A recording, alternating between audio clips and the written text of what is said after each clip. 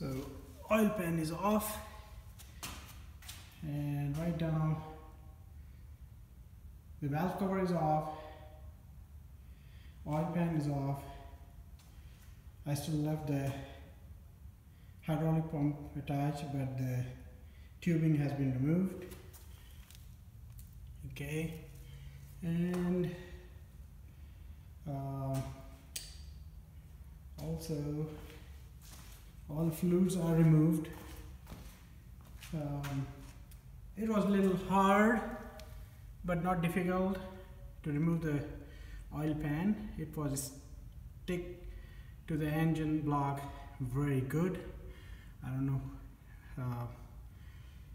how, but it was really good attached to the engine block. So I have to heat it up, the sides, and then I tap it up and removed.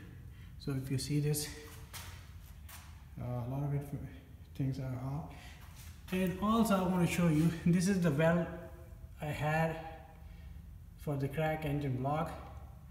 And also in this video I want to mention that when I drain the oil, I was able to see the coolant in the oil, so it means definitely it leaked. So we're gonna investigate further and see if there's a new crack or it was an old crack, but we only welded from outside, not from inside, so that is expected. Other than that, so this is the weld and epoxy on it. So that's about it.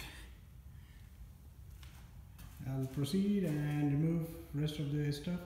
The reason to remove the oil pan was I wanted to remove this